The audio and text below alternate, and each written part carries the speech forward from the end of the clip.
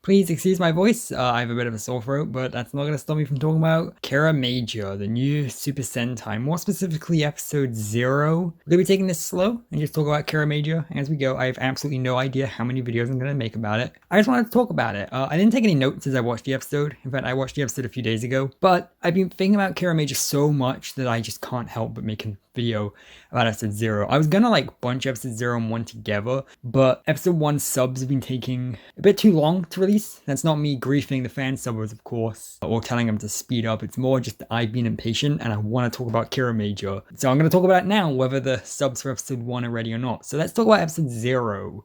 Episode 0 was part of the Rhea Soldier versus Lupin Ranger versus Pato Ranger movie. It was like a 30-minute thing that went either before or after the movie. So basically, yeah, we got a 30-minute movie type thing to introduce Kiramager, and it is fucking fantastic.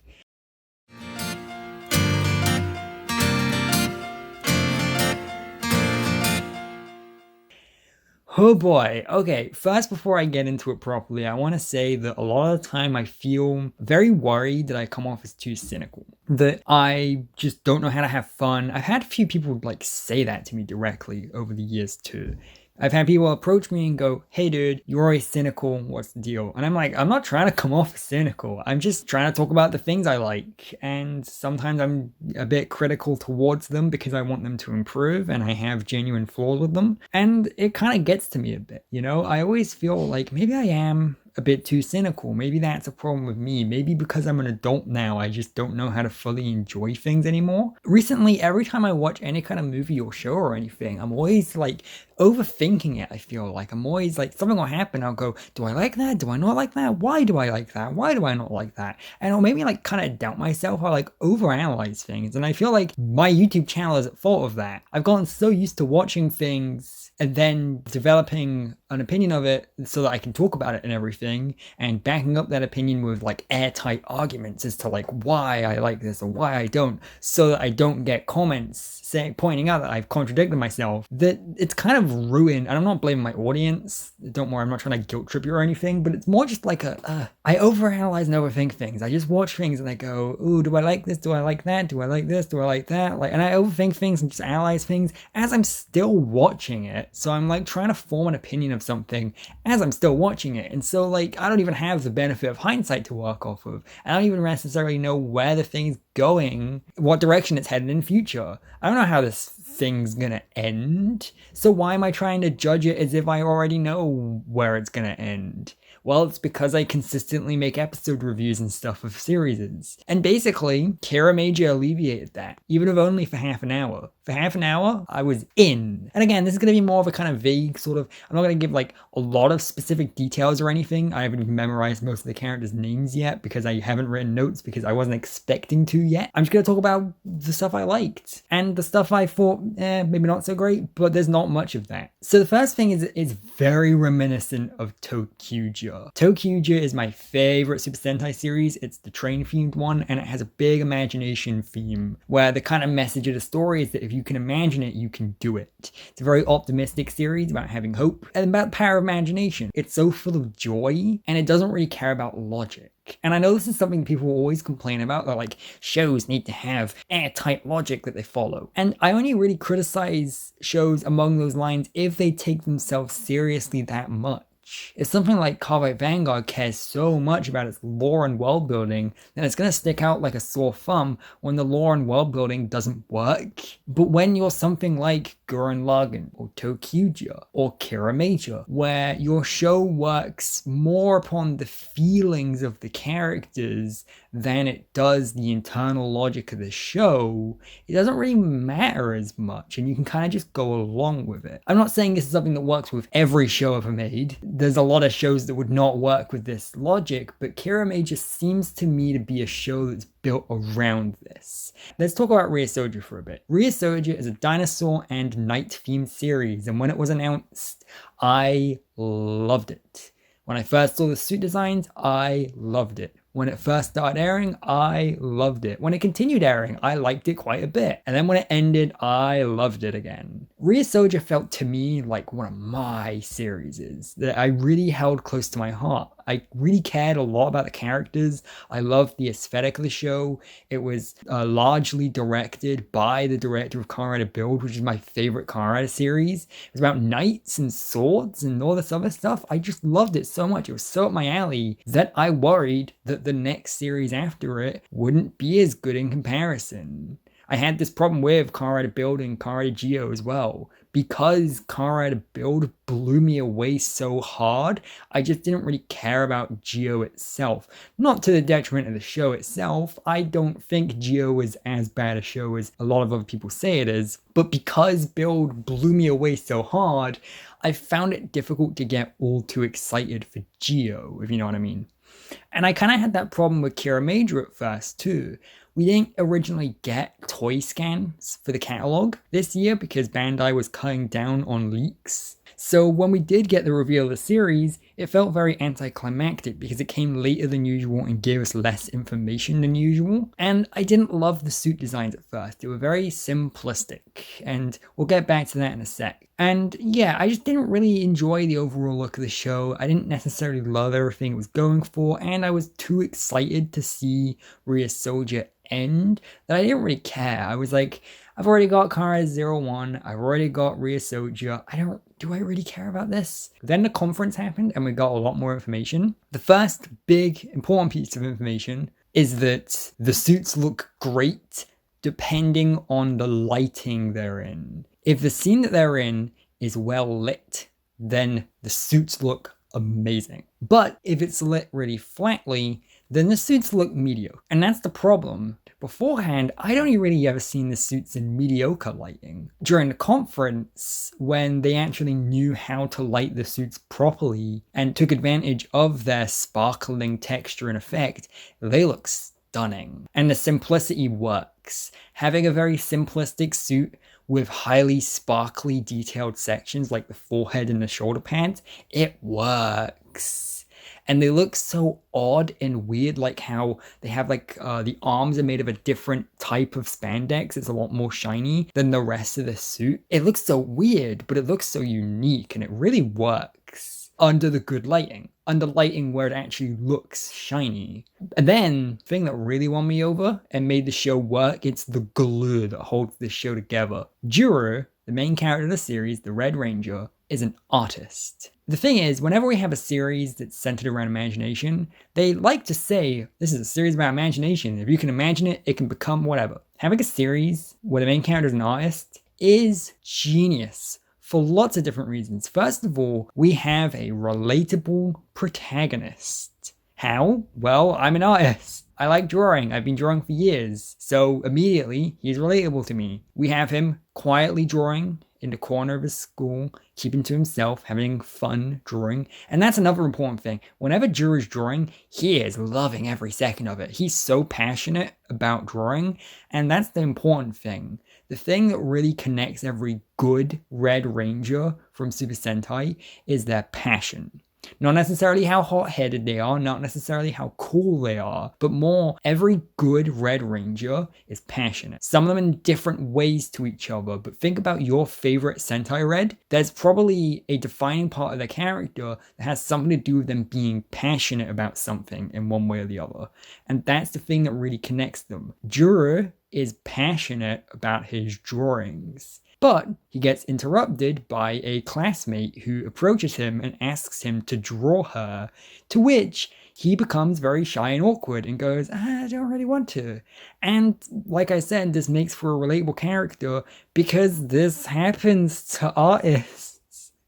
That's one of the biggest roadblocks we run into, is people go, oh, you can draw me, right? And every artist in the world has had some kind of situation like that, and every artist in the world has reacted very awkwardly towards it.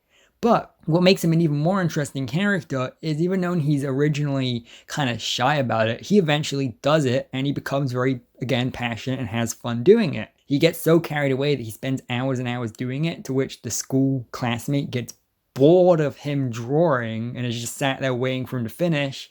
And when he eventually reveals his drawing, which is really fucking good, by the way, that's another thing with these shows, is they'll have like an artist character, but whenever they show that art, it just looks kind of like whatever. Like the production team didn't put that much effort into actually putting together the art for this character, whereas Jura's art fits such a perfect balance between being believable and actually looking really fucking good. His command over like color specifically, and the way he uses color theory to his advantage in his art, it just looks so fucking good. And that's great. So not only is he an artist, but he's like a good artist who knows what he's doing. That's not the kind of art that you can put together by a fluke. But it's also the same kind of art that the classmate looks at and thinks it looks ugly, because someone who doesn't understand color theory and the kinds of techniques he's putting together to put into that art probably would think that the drawing looks shit. And that's such an interesting dynamic to have with this protagonist. And guess what? This protagonist only gets like 3 minutes worth of screen time throughout this entire episode. This episode's centered around the rest of the members of the team. We have this mentor character who's like this glittery princess. I'll memorize the character names and write them down by the time I record the next Kiramager video. She is a character whose homeworld was attacked. She comes to Earth to recruit a team. Very Precure is actually what it's very reminiscent of. This is very Precure to the extent where the giant crystals that she's using have personalities and act a lot like Precure fairies, but they are just these giant gemstone blocks that just wobble around and talk, which is such a funny visual joke. I don't think that's ever going to get old. It's going to be fun to see how they take that seriously during the more serious moments later down the line. But for now, I love it. Just them kind of wobbling around as if being like puppeted as these voices come from is so hilarious. And the main bulk of the episode is this mental character tracking down the other 4 members of the Kiramagers so they can, well, become Kiramagers. And they do the really cool thing where they start off by explaining why they're recruited. Green is an athlete, so she'll be good at fighting. Blue is an actor who always plays a samurai, so he'll be good at fighting. Yellow always plays video games and esports and Monster Hunter, so he has a good aim, so he'll be good at fighting. And Pink is a surgeon, and surgeons need to have good precision with their hands, so she'll be good at fighting. Oh my god, they actually explained within the first episode of the series, actually before the first episode, since this is episode 0, why each character is a member of the team in a way that feels believable. And we've done this before in stuff like Lightspeed Rescue, but the cool thing is Lightspeed Rescue is one of my top 3 favorite Power Ranger series, so yeah, do that. I'm happy with that. And even the subtle things, like how we kind of get this feeling that Yellow, because he's an esport player and because he's used to having all the attention on him, he's very confident and kind of acts as if he is the leader, even though we know later on that Jura is going to become the Red Ranger and the Red Ranger is always the leader. So we can already kind of infer the rivalry there. And then there's Blue, who is so into his role as a serious swordsman, he takes everything seriously and stays in the role of a swordsman even when he's not actually acting. He's a method actor. And again, that opens up so many opportunities for future conflicts and episodes. There's so much you can do about this. And then there's Pink, who's the perfect joke, because all these other characters are like, oh yeah, I'll be a superhero and all this other stuff. Pink is just like, I like the big gemstone, so I'm gonna do what it tells me to do. And that was a perfectly executed joke. It was really great. Any other lesser series would have had it fall a bit flat or just come off as very shallow, but it's genuinely funny the way it executes it because it has a real sense of like pacing and like really how to deliver this stuff, because they saved Pink for last. So we really kind of set up these like gemstones, picking out who their partner's going to be and why. And then we get hit with the last one being a joke about how, haha, the big gemstone talked to me. I find that funny. And then we get the action scene. This is the main kind of thing that the episode leads up towards. The Kiramagers, all 4 of them, band together to fight for the first time. And the fight scene is, oh boy, it's so good. Again, I'm just gushing, but this is fucking fantastic. Genuine words cannot describe how good this action scene is. This is the best introduction to a Sentai team since Shinkenger. That's how good this action scene is. I shit you not. So Green is just running around and kind of slashing things as she goes. Like, she just doesn't stop, and then she kind of jumps on the wall and like jumps back and kind of keeps hitting them. And then Blue has a more kind of like, he's still acting like a samurai, so he like stands still and kind of slowly looks at each of his enemy and like analyzes the way they're moving in a fighting style, and has very kind of slow, deliberate hits. And then like Pink is very stylish, where like she trips one of the enemies over and kind of just like sits back on them and like starts shooting. And then Yellow does the coolest thing ever, where like he shoots 4 bullets out and then shoots a 5th one that kind of splits them open like a pool cue and then hits all their opponents. It's so cool. Every character has their own distinct, fun to watch fighting style. And when you add on to that like the drone directing, where they have like this drone kind of flying around them during the important action scenes, I just don't know how you could get any better than this. And then they reveal that it was fake and that this was just a practice fight. The actual Kiramagers themselves didn't know this, but the mentor characters reveal that actually this was just a practice round to actually see if they were worthy of becoming Kiramagers. Again, fantastic. This is a series that, despite being very lighthearted and comedic and having these like talking gems and stuff, it's still taking itself somewhat seriously by telling us why these characters were chosen to become team members and why they're worthy of being on the team, because they had a practice fight together where they actually managed to beat the enemy. So they're still taking the villain threat seriously by showing the amount of steps they're going through to make sure they actually have a good team. They're not just picking the first people they run into randomly. They're actually choosing people who would work as Kiramagers and making them fight in a fight that they think is real, but is actually a setup. Perfect! Genuinely, every single thing this episode does is so good. And then we end by cutting back to Juro, who reveals in his sketchbook that he has a drawing of one of the main villains. And that's how you end a prequel. Holy shit. What does that mean? I don't know. We have a villain who is masked, right? And again, I can't remember his name, but he has a really cool outfit. Juro has a drawing of him unmasked. What does it mean? I don't know. Has Juro ran into him before? We don't know. Like, what does this mean? I don't know. But that's how you begin a series with a compelling mystery to keep you watching. Hoo boy. In conclusion, this episode's perfect. It genuinely is. This is so good, and I do not usually act like this.